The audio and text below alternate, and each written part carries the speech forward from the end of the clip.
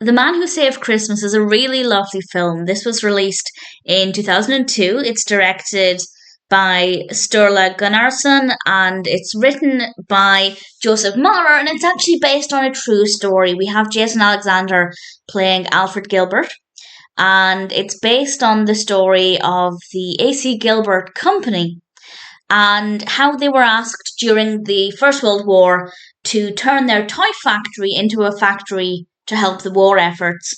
And initially, they say, okay, I'll do it. But then things just seem to go downhill from there, and Christmas is under threat. And I won't say how exactly, I don't want to give away too much, but it's a really fascinating story. And going into it, I knew it was a true story. I'd read that about it. But I don't know exactly how much of it is true. If anybody has any information on that, please feel free to share. But it's definitely really interesting and quite eye opening as well. I thought the pacing was brilliant. The film was about an hour and a half, which is, I think, the perfect length to tell this story. The performances are really good. It definitely has a strong early 20th century feel to it as well. That's something I think they did a really great job with. There are certainly times when it's quite upbeat and quite a happy film, but generally it's got a lot of emotions running throughout it. It's a bit of a roller coaster, I guess.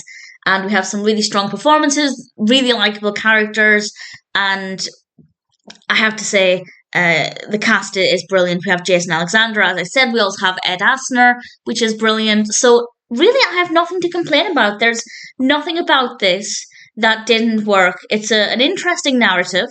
The fact that it's based on truth definitely adds another layer to it. As I said, I don't know completely how true it is, so if you have any thoughts on that, please feel free to share.